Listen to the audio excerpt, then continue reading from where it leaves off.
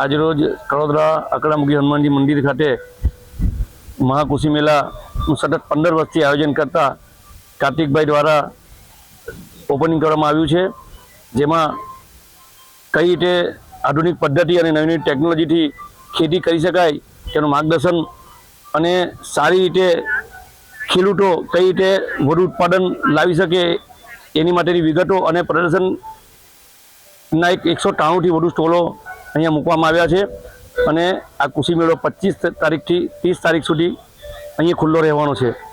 આજુબાજુના ખેડૂત મિત્રોને નમ્ર વિનંતી છે કે આ કૃષિ મેળાનો લાભ લઈ અને ખેતી કેવી રીતે કરવી અને પોતાનું પ્રોડક્શન ઉત્પાદન કેવી રીતે વધારવું તેનો લાભ લેવા આપ સૌને નમ્ર વિનંતી છે। અને આ કૃષિ મેળાનું આયોજન કરતા કાર્તિકભાઈ અને એમની ટીમને સતત 15 વર્ષ સુધી સફળતાપૂર્વક આયોજન કરવા બદલ એમની અને એમની ટીમને ખૂબ ખૂબ શુભેચ્છા પાઠવું છું। ધન્યવાદ।